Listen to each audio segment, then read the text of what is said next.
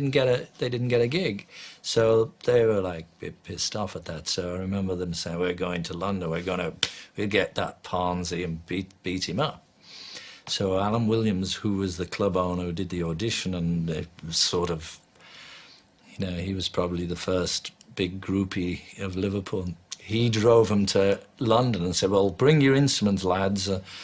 You know, you never know, he could get a gig. So he got him a gig in the Two Eyes in London. So they were playing there, and this fellow, Bruno Koschmider, from this club in Hamburg, right? I think it was him, and he saw them and booked them to go to Germany. And then later he sent a message saying, "I want another band," because we were probably so cheap. Send us another band. So Alan Williams came to us and said, "Okay, lads, you can have this job in Germany. The only problem is you've got to be 5 people." He's asked for a 5-piece band. At that point, Paul was the drummer because all the drummers didn't show up.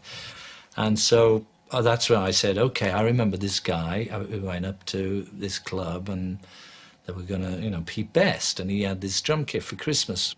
He was known on Merseyside as mean, moody and magnificent. Pete Best. And then we had all sorts of different drummers all the time, because people who owned drum kits were far and few between. It was an expensive item, and they were usually idiots, you know.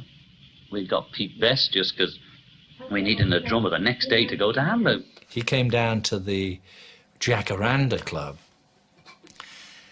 We did a quick audition with him and jumped in the van and went to Hamburg.